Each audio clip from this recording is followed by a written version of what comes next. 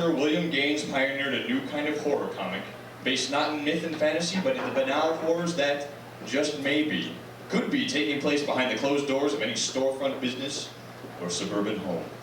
These powerfully illustrated melodramas were like short stories in comic book form.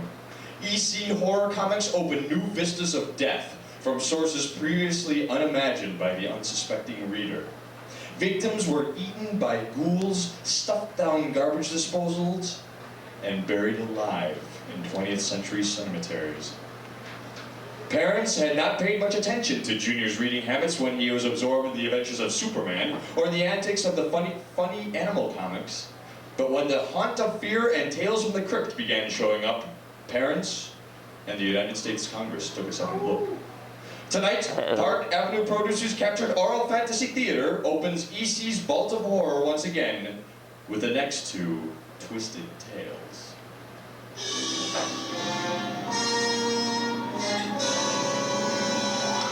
Terrifying, startling suspense. Strange Mysteries. March 1955, number 10. Superior Comic, 10 cents. All names in this story are entirely fictitious, and no identification with actual persons is intended.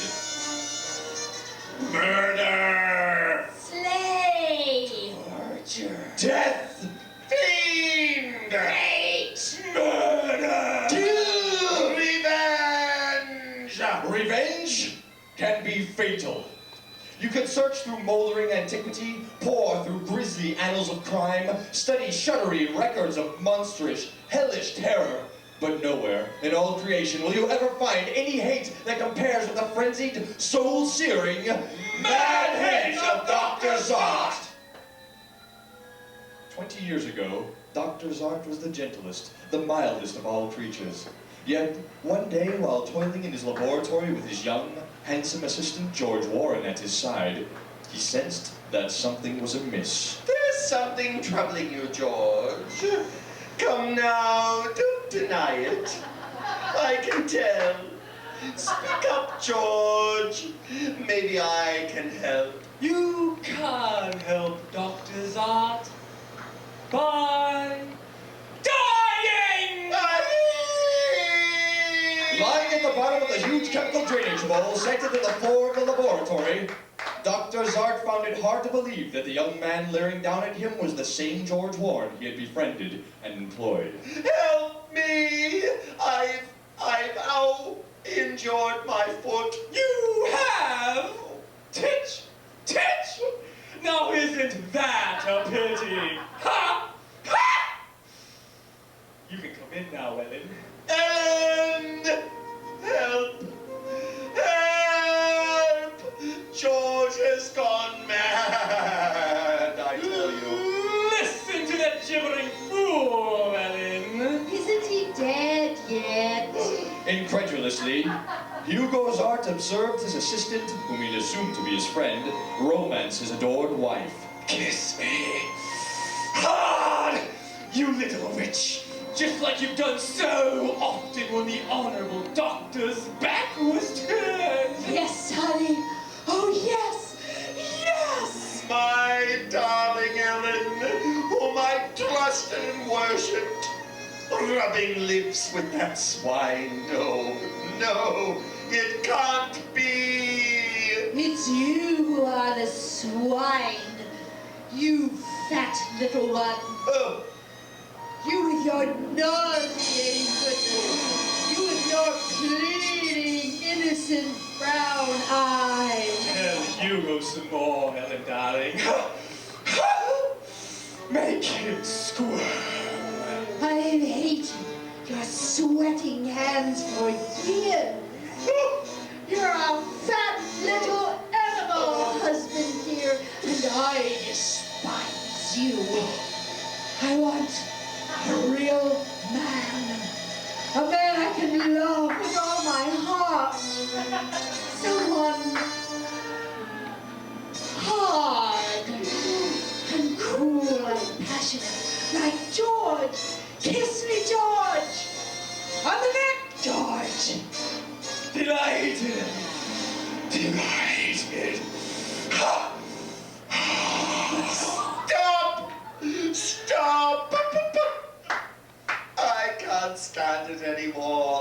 alternately raging and pleading, Please, please. Dr. Zart painfully pulled himself up the steeply sloping, slippery interior of the huge drainage bowl, inch by inch. I've got to get out. Reason with them. Ellen, my wife. George, my friend. Have a kick in the teeth. Friend! Bellowing like a wounded beast, Dr. Zart tumbled down into the bowl again.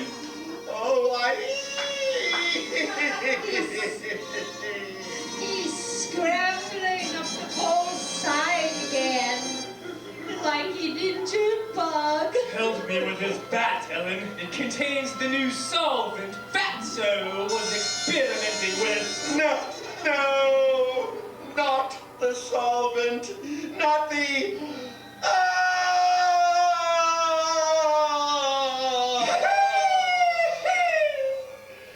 While you die, Dr. Zart, think of Ellen and me enjoying a little love trip and spending like water the money you've scraped and pinched for years to put into that joint savings account.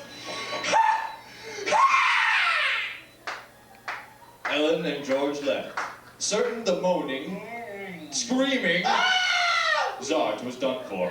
But with a tenacious, almost superhuman determination, a dripping hole crawled and flopped out of the bowl.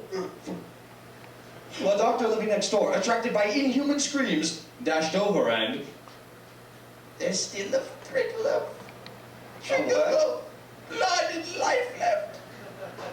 There may still be a chance for this thing. Later, I warn you, Zart. There's a limit to what even plastic surgery can do. What you see won't be very pretty. Let me amputate your leg. Give me that mirror and get out. Get out.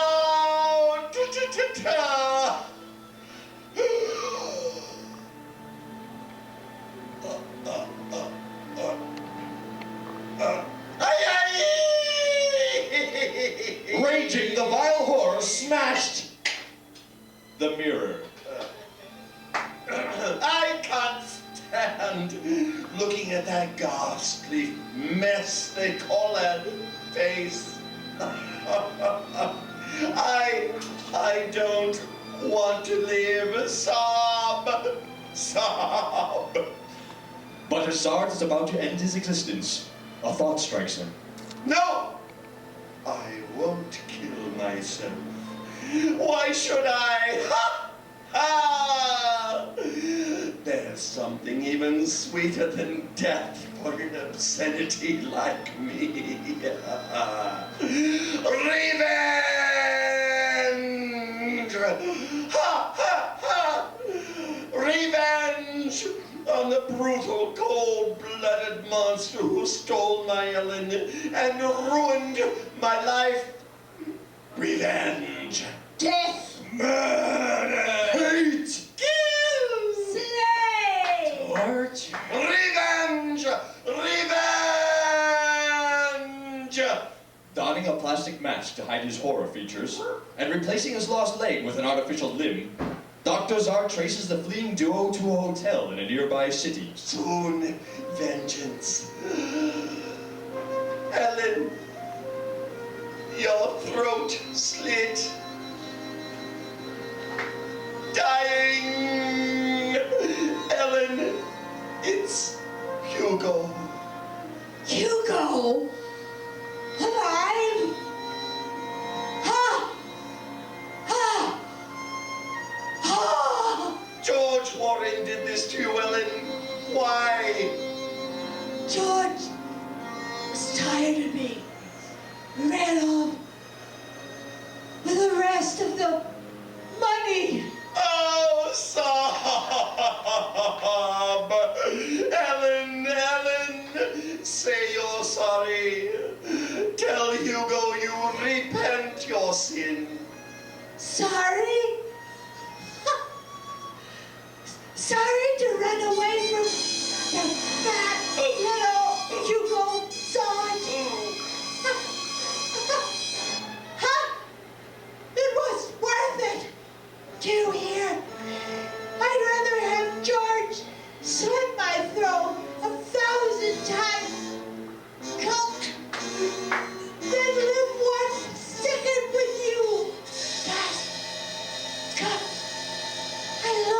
I love you too. Love you.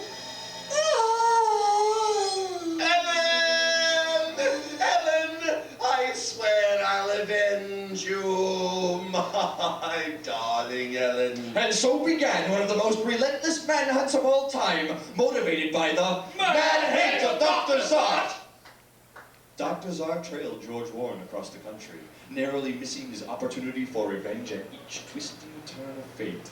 Until at last, the trail of vengeance led Hugo Zart, ironically, back to the very town where it all began. Year after year, I was untiring in my chase, and now, at last, revenge!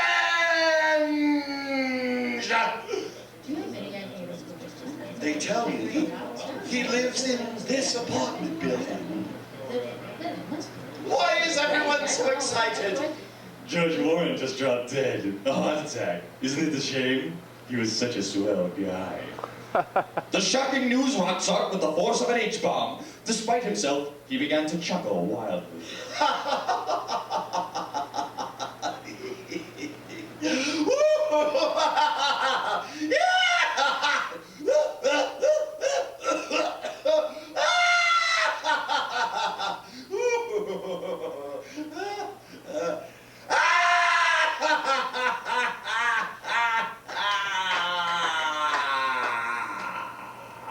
After all these years, I'm to be cheated of my vengeance. How ironic! How devilishly ironic! He must be of his rocker. But a man obsessed with the mad hate of Dr. Zart, a hate that had inflated into gigantic proportions over the years, would stop at nothing for revenge. So, he thinks he can cheat Dr. Zart by sneaking off into the Valley of Death, does he? Well, I won't let him. Even if I have to tear him out of the talons of Satan himself, Dr. Hugo Zart will have his revenge!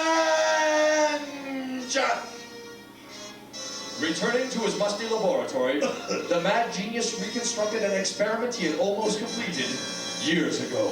I'm confident it will work. All I need is George Warren's body. A spade, a moonlit night, and the grisly deed is done.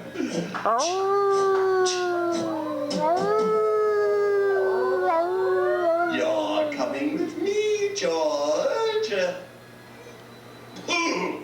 In his laboratory, Dr. Zart administered life-reviving fluid into the corpse of his eternal foe, and waited.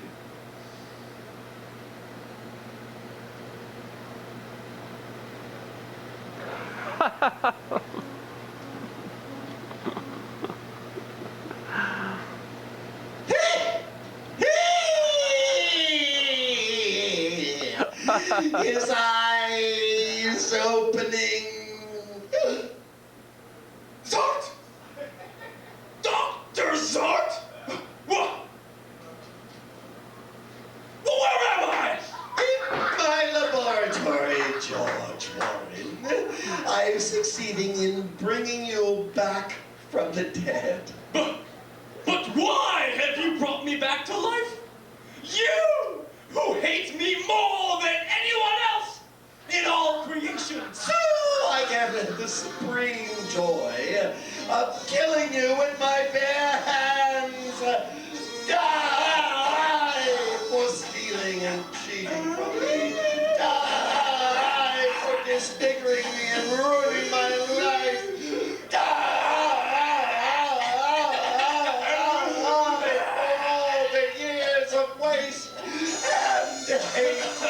But as Zart triumphantly squeezed George's throat, one of Warren's flailing hands closed on a scissors and... Oh no! Put down that scissors!